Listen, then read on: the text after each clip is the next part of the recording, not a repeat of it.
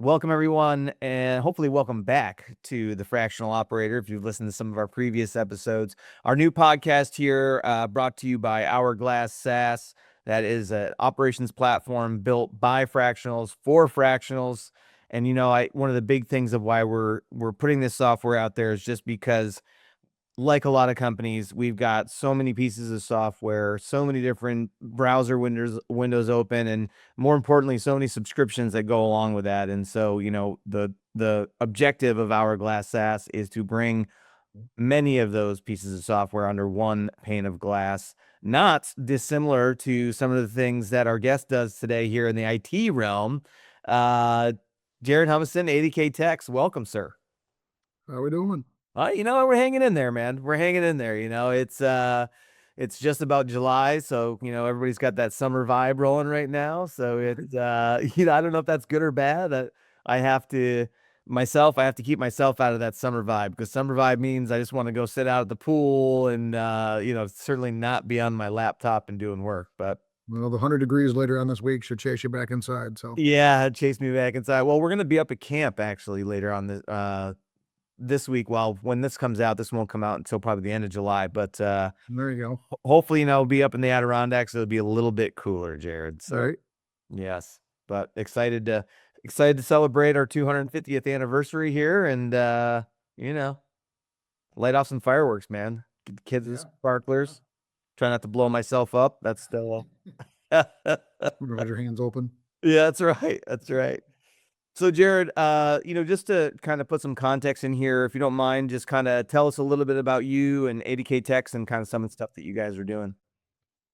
Well, I think most people in the area are pretty familiar with us. We've been around for 21 years in the MSP realm, and we're, started out as kind of, break fix. And as as technology and as the, industry has evolved, we're a lot more into the proactive and don't call us type things. Back in the day, MSPs wanted you to call to chew up those block hours, and now we're trying to get you not to call. So the industry's taken kind of a,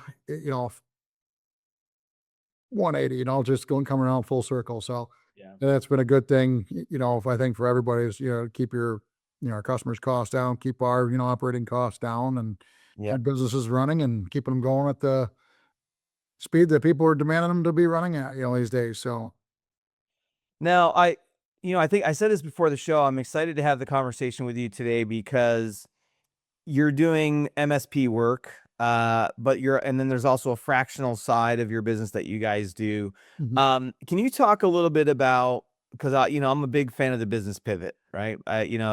21 years, you've had to have pivoted multiple times throughout that 21 years, I'd imagine. How's the industry? Obviously, technology has changed and continues to change in an ever faster rate. But for you, like, how's your business changed over the years? you've had a couple of things in there, right? You had the pandemic, obviously, which is the most, fresh in our memories, right? And then you had the big downturn in 2008. So, going over, almost 21 years, getting over through, two of the biggest, economic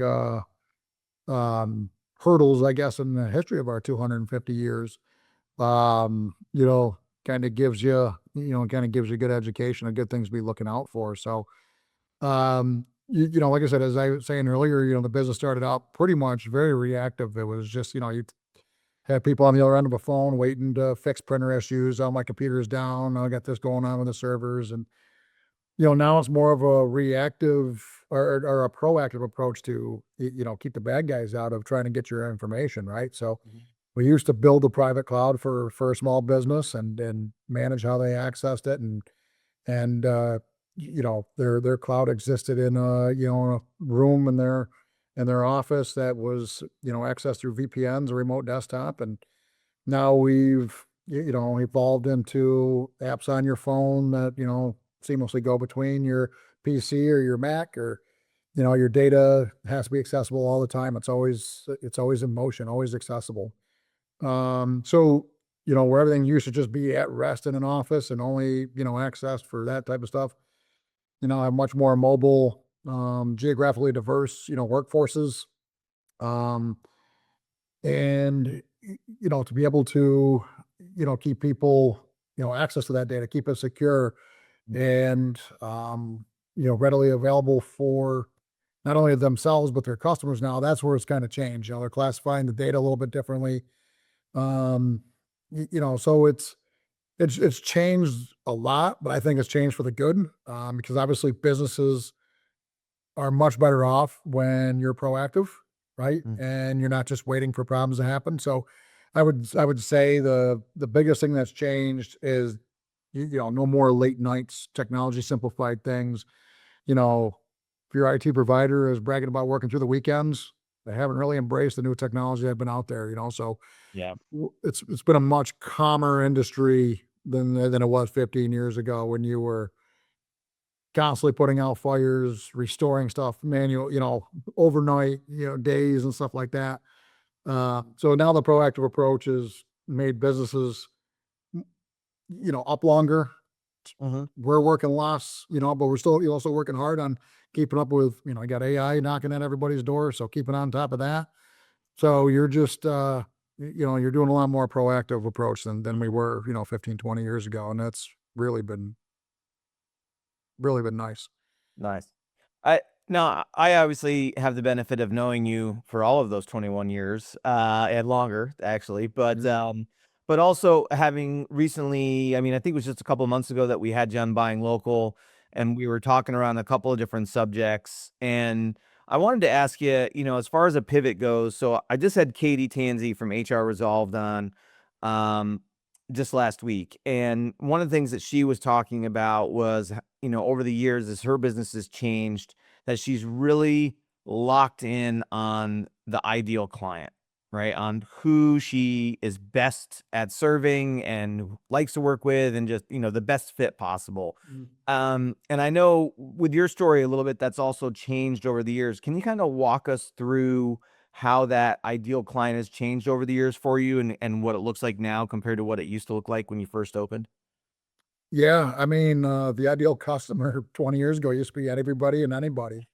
It was, whoever had IT needs, because like I said, it was reactive. Here's a book of hours, or here's a block of hours, and here's what the rate is. If you buy more hours, here's what it is, and they just kind of sit there and we wait for you to call. Um, so everybody had that need, right? Hey, my laptop fixed or broke. I need that fixed. My printer's broke. My wireless access point's broke. Server needs to be upgraded. All that good stuff, right? Same challenges are kind of here today, but with the exception of is what we're trying to do is keep you out of those weeds, right? Keep you out of Mhm. those, that mix. You really got to value IT now, right? Um, Back then, very measurable. Okay, I bought 25 hours of block hours from you. I'm down to 20 or down to 5 remaining. I need to buy another block. You've been using hours, and here's my balance. Mhm. Now you're kind of, hey, we only call you 3 times a month. So you really have to value that, right? So the CEO, that owner has to look at it and say, geez, why do we need these guys? Like we hardly ever called them. Like we need them when they say that. Like, why do we even need these guys? We hardly ever call them. Mhm. That's why we need them. We don't have to call them. Our team is taking care of customers. Our team is productive. We don't have cyber events. We're not, getting servers restored. We're not, reacting to problems. And so those business owners are fewer and far between. There still are a lot of people that are like, nah, I only want to, I only call 2 or 3 times a month. I don't need to do the cybersecurity stuff. And then the way we look at it is like, eh, you know, we Mm. we don't want a part of that. And I'm not saying that like in a bad way, but a cyber incident could cost you 200 hours, right? Mhm. And if you're reacting to that, that's like 200 hours that you got your team into, that you're doing all the forensics, you're restoring data, you're restoring desktops, you're doing, you're responding to that stuff, and it takes time. And then as what that really does is that takes away time from another customer who values you and says, Mhm. I wanted to pay you to prevent that incident from happening. Yeah. And so, and then that improved our employees' life, right? Because you got to imagine that like when that's going down, they need to get back into business. So we got 2 people, on this restoring, desktops, restoring data, gathering forensics, doing the CERT doc that we call, so our security and incident response team document where we got to document. Mhm. Who, what, when, where, why, how it happened. It's very involved. Yeah. And we want to prevent that. We don't want to be a part of that. Now that it happens, it happens with very few and far between now.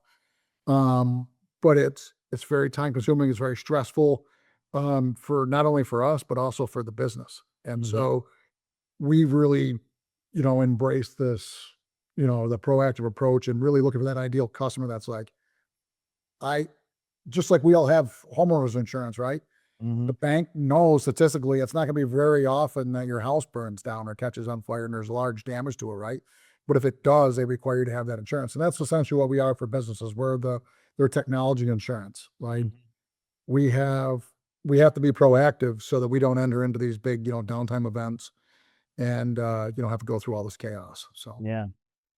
So let's jump into the fractional side of things. yeah, The when I first started talking to you, I was thinking like in my mind, because again, I'm a marketing guy and not a technical guy. So I was like, oh, CTO, that's probably what Jared's up to. But you have a different term for it. It's vCIO. Uh, vCIO, yeah. VC, and that is what does that stand for one more time? It's a virtual chief information officer. So similar to a CTO, but just more on the information side of things, of securing data, like more for your technology strategy and direction. So Mhm. And so from the sounds of things and from what I know, you guys really started as more of the uh, you were break and fix, so it wasn't really MSP yet, but you were in that direction, right? It was really about being an IT company for your clients. At what point did you start looking to add the fractional side with the VCIO? well, a lot of it, counteracted with what you were mentioning earlier was finding the right customer, right, with the Hmm. right value. Because to be proactive, you have to be able to be looking ahead. You have to have a strategy of like where you are, where you want to go. Hmm. And then we kind of take like that alignment of your technology with where your business is going. So it's not just like what do you need to do with laptops? It's like, okay, what do you see your workforce looking like in the next 3 to 5 years? Hmm. And do you want to just continue on like brick and mortar buildings that have hard costs to them, or can you build use technologies to have people working from home, working in a hybrid work environment that might save you you know some of those costs, right? Costs have been going through the roof for the last since the pandemic, right? Since the Yeah. pandemic, with there's really been pretty unstable period of time here over the last 5 or 6 years.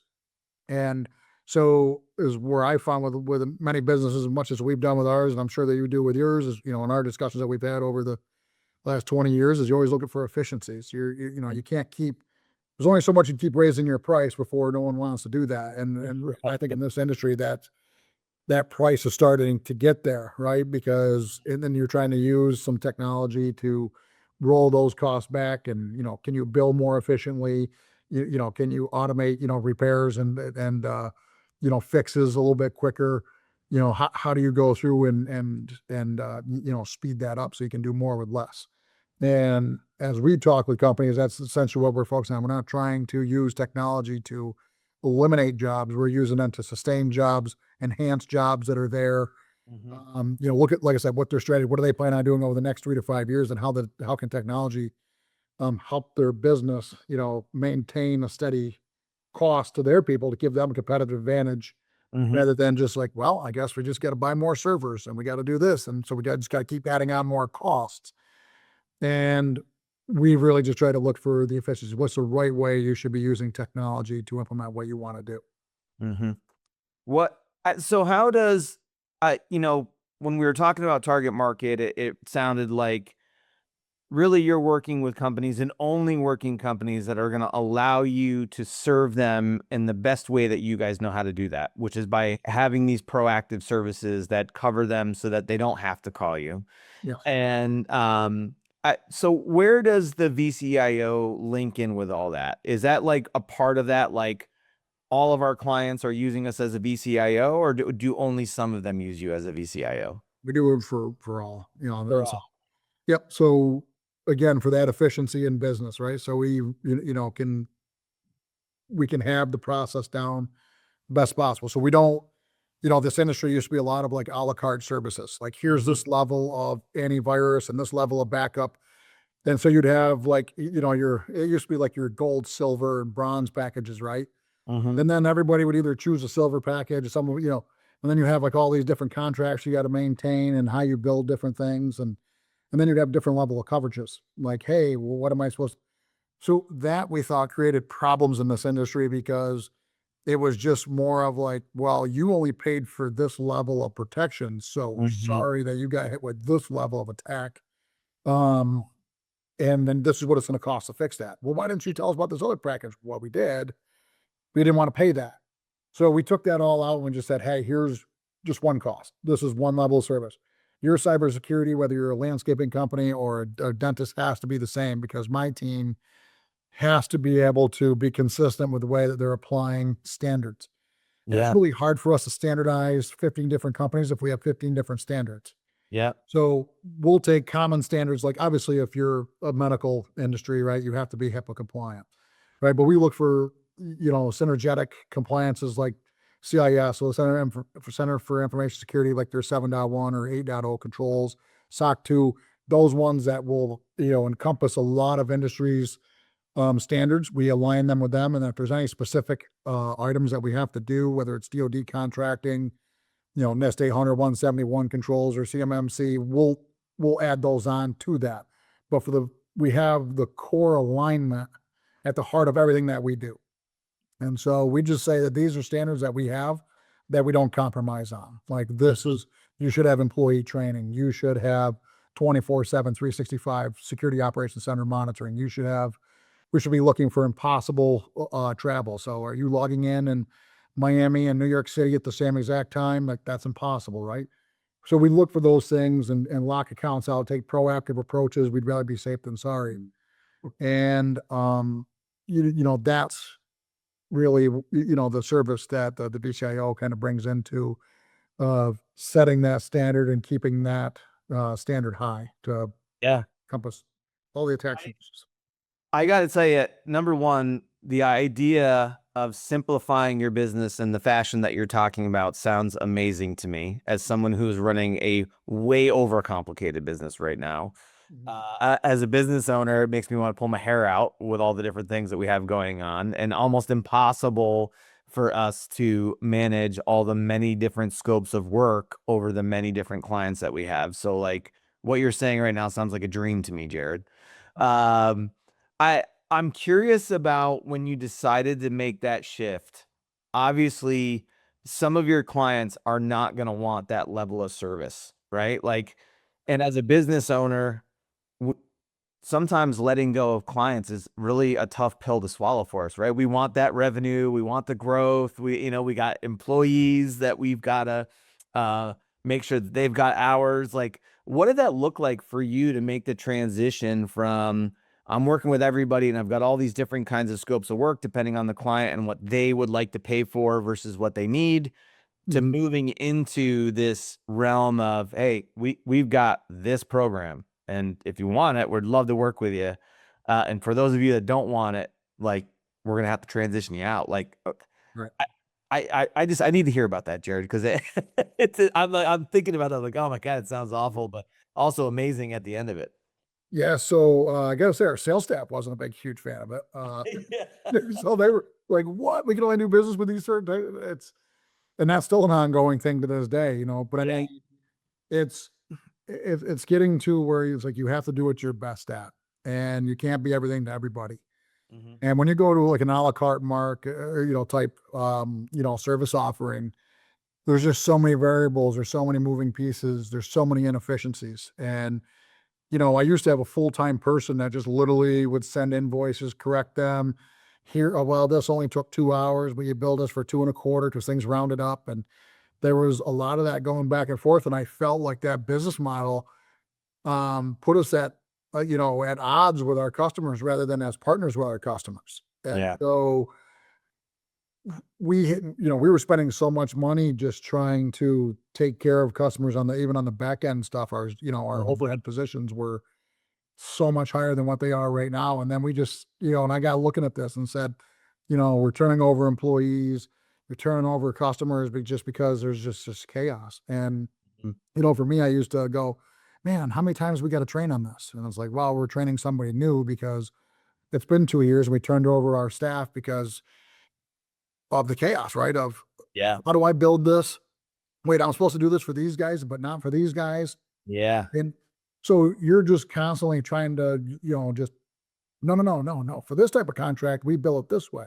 No, no, for these guys, it's this standard. No, no, for these Mhm. guys, they're paying for this standard. And we're like, no, no, no. It's like we have so many competing factors here that are outside of doing what we do. We just had to simplify it. And so we were just like, here's some core compliances that will meet the needs of all of our customers. And then here's a few of the areas that we just have to go above and beyond because of their business type. Mhm. Um, and that really simplified everything. So, do we lose customers? Yeah, we were like 300 some like customers. I think like right now we have 56 agreements. Yeah. We're a bigger business, but we're a more efficient business. Um, and our team gets 100% healthcare benefits, family, individual. They get Aflac, they get unlimited time off. Our turnover is next to zero. I mean, we used to turn over 48% of our company a year. Now I think we're under 7%, you know, and this is an industry, with manufacturing and nursing that has some of the highest turnover rates.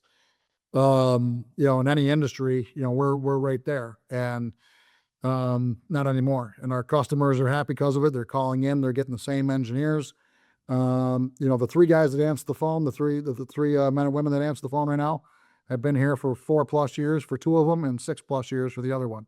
So they know our customers very, very well when they call in. It's a very familiar voice with familiarity of their setup. And that's been huge for us. So you actually shrank down your customer base considerably, but you're saying, but you're a larger, so you're doing more in revenue now than you were before? Yeah, by about That 40%. that's wild. That makes my We're doing a heart feel much better job. Yep.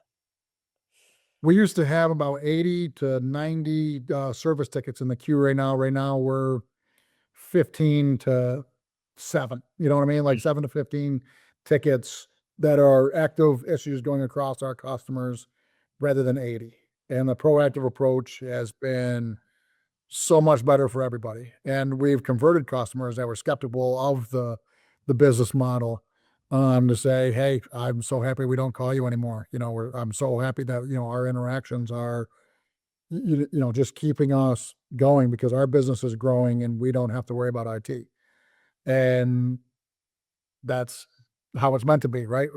We want to be silent, just like we were always silent because we were working through the night where nobody sees us. Now we're just working the same hours everybody else is, and we're just doing our job better. We're using that technology, and then we're taking a lot of the technology improvements that we put into our own business and helping customers put that into their business and reducing their hardware costs, improving their uptime, improving their efficiencies, stopping their need to invest in, multiple positions where technology can help doing that. And they're growing and keeping their company the same size, and I it, it's making me think about something that you said earlier as far as the client relationship you have, right? Like in previous years before you started going to the proactive approach, clients would call you, something's broken, you'd fix it. So they obviously were seeing the value because they every time something was needed, they had to interact with you.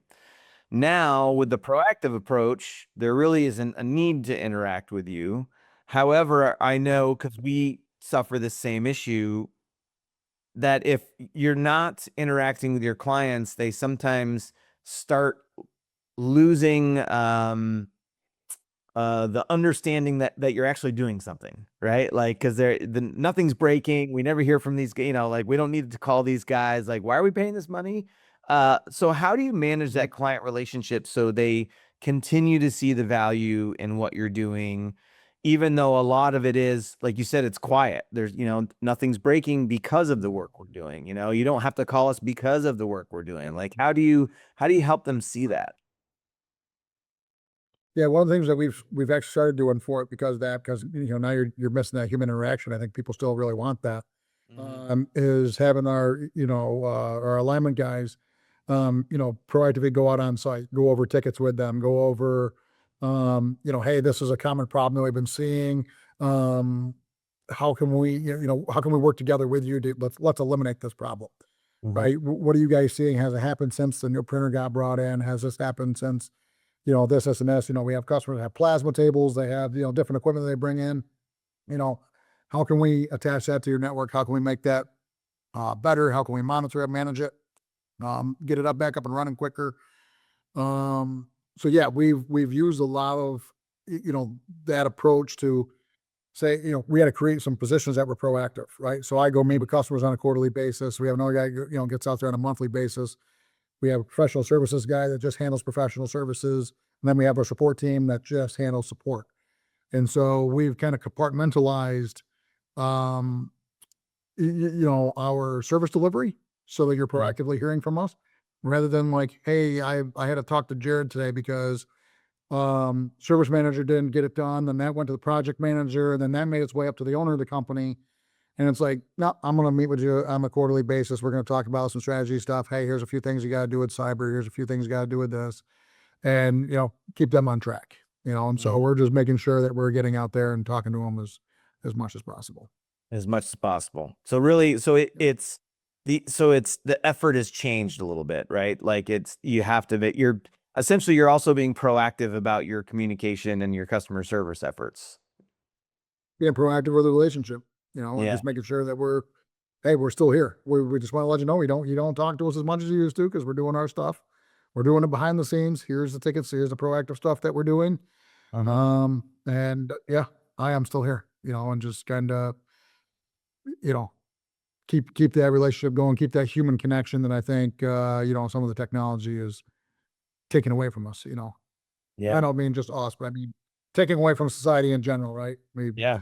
do a little bit more through social media than we used to do, of going to, social events. So Hmm. Yeah, still got to stay visible, right? yes.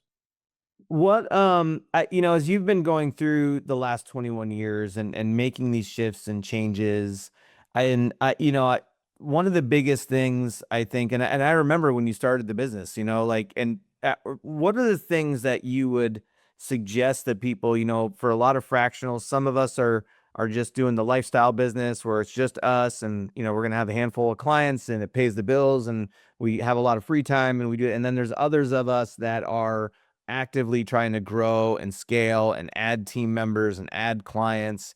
What from a fractional standpoint, or really from any standpoint, because I don't know, I think it's probably all the same, regardless if you're a fractional or if you're just some other type of business. But what do you think the biggest lesson learned for scalability and scaling has been for you in 21 years you've been doing this? What's been the best approach for scalability? Hmm.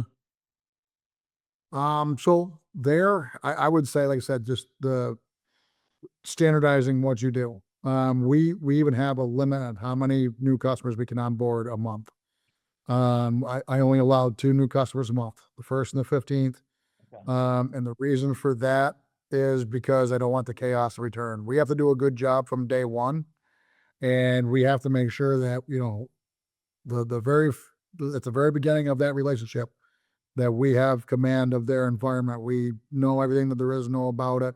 We go through it properly. We follow our standards. We're not robotic. The process does deviate slightly, but I mean, for the most part, we're here. We might go over here a little bit, and we're staring that back to what our standards are and what that approach is. And we Hmm. want to make sure that everything gets done correctly. And it's not about quantity; it's about quality. And we want to make sure that um, what we're doing doesn't come back to bite us in 6 months because we hurried up and onboarded these guys. Hmm. So we go through it, we go through that process, and we make sure it's complete before we move on to the next. And that has really helped us scale because it allows us to do a much better job for our customers and properly advise them and keep them proactive and not reactive. Once we get them into the strategy piece and we get the start becoming part of their budgetary process and, helping them through those, the next steps. They're getting a new software. We can talk with the vendors and help them. I mean, that just takes a load off of their plate. And then also, since we don't have 300 customers anymore, we're able to scale it down. Hey, you're taking on this program, and we got to hurry up and do this. No, we can. Let's have a conversation. Let's scope this out. Let's do this correctly. Let's make sure that this new software that you're bringing in, you guys maximize every feature of it that you're paying for, and then makes your business the best. So Mhm. slow, It's interesting. scaling slowly. Yeah, so you've kind of put a governor on things so that you can move at a sustainable pace. Uh, do you Be do you consistent. run in? Yeah, do you run into a scenario where like you have the opportunity to bring on more than 2 clients in a month, and so you have to push them off for a month? Like, does that happen? Yeah, yeah. So well, so say we're coming up on July, we have an onboarding on July 1st and 15th. If we land a deal tomorrow and they say, hey, we got to be onboarded by August 1st, or we say, hey, we have to do August 15th. We have these other two that are in here. This is why, and we've really never had anybody say, wow, you want to do a really good job? Like, no, we want you to speed it up and do bad.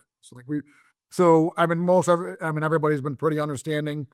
And, we've always, we have made some exceptions in the past just because of, either a complicated issue with a provider or something like that, where because maybe they were a little bit smaller, we had the flexibility to do that. But for the most part, we just stick to that standard. Like I said, we're not robots, but we are, hell bent on being, the best that we can be. Yeah.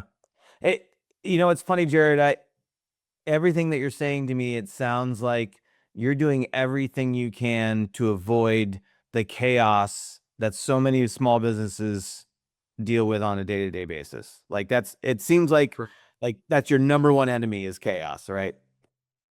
you know, yeah, absolutely. It's not good for the customer, not good for our team. Yeah. Um, Leads to lower quality, higher stress. And no, I mean, when you're going through things methodically and you're just doing everything in a consistent approach, you're always getting better every day. So the customer's network environment improves every week. Everything that we do for them every week, month, quarter puts them in a better spot than they were. And Mhm. over the course of years, that relationship strengthens, the trust strengthens, the way that they operate strengthens, and um, we've found that that's been working out great for us here in the last 5 years. Yeah. I it's again, as you're talking, I'm just thinking about my business and all the chaos that we have on a day-to-day basis, Jared, and I'm like, I got to make some changes, man. I feel the Hey, fractional part of what we do is probably the easiest thing that we do because it's the most manageable. But the rest of it, the deployment and the actual what's the word I'm looking for here? The execution of strategy and doing that work, that's definitely it's a weak point from a standpoint of it's chaotic. There's so many moving parts and pieces. yeah, It's so many things. absolutely. So, I know we're getting shorter on time. As you look at the fractional part of what you do, which is I think is where you spend a lot of your time on the strategy and Mhm. higher level stuff and meetings. What do you think the single most important change, and maybe it's going to be in line with everything else you said, it probably will be, but like if you were going to give another fractional operator, whether they're in the information or technology sectors, or maybe they're in operations or HR or marketing or whatever it is, if you were going to give them one piece of advice, what would you tell them? I think like one of the biggest changes that we've made in the last 5 years was, and you've been in sales and marketing for a long time, right? And you always got to look at like who's most important, right? It's the chicken and egg conversation, right? Is it customers or employees? And you can make an argument for both that can't have, great, customers without great employees, right? And vice versa. You got to have great customers to be able to afford great employees. And, when we started, making these changes, it was always with the sole focus of it's like a photo finish of who's the most important. Like our team and our customer has to be treated with the utmost like respect and importance, and it can't just be about money. It can't just be about getting that project done or closing that ticket out. It had to be on focus on like the quality of how the team's treated, right, and like the benefits and making sure that they're well compensated for the job that they do, right. And this is a hard industry, right? People aren't usually calling you and saying, "Hey, how are the kids doing?" They're like, "No, I got a PowerPoint presentation I have to put on for a customer. I got to be in a webinar in 26 minutes, and this isn't working. I got 100 people that are waiting on this." Um, that's puts pressure on you. That's tough. But being able to put those people in those tough situations and take good care of them and take that stress off of them, you take that chaos away. They're able to go, "Okay, I got you. 26 minutes PowerPoint webinar. When this start? Okay, that happened. Okay, good. Let me tie in your computer. Here we go. Okay, I see what's going on here. You're done." And then to have the customer after that go, "Oh, whew, thank you. That wasn't as big a deal as it was." Us taking away all that outside noise and focusing on what we do, on that's allowed us to give them that feeling of relief of like, "Hey, it's all right. I got ADK techs here.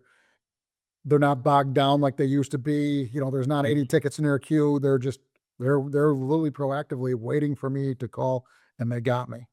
And that's the biggest thing that I would say, you know, that we focus on, taking away the chaos, taking away the fire drill, and making sure that everybody is calm. We're able to communicate. We're a partner with our customers. We're one and the same. They've talked to Olivia, Matt, Chad, myself, Kyle. Milford. They've talked to these guys for years. They know them, and there's a comfort there. And so I think that's been our biggest, thing. And that's all. That's what I recommend everybody out there.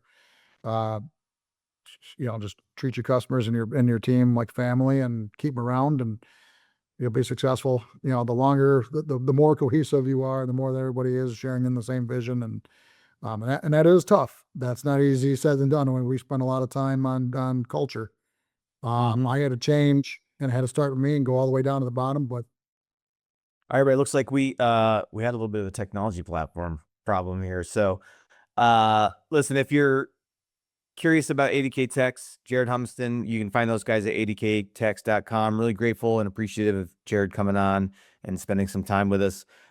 Check us out. You can find this episode and all the rest of our episodes at hourglasssas.com. You can see it up in the corner right there. And yeah, check out the website. There's some other blogs, information on there built for fractionals, by fractionals. Sign up for our newsletter. Each week we send out a kind of a too long didn't read version of for fractional operators. It's a bunch of curated content from around the internet, different posts, blogs, articles, etc., all designed to be informative and helpful to the fractional community. I'm Mike Nelson, Hourglass SaaS. Thanks, everybody.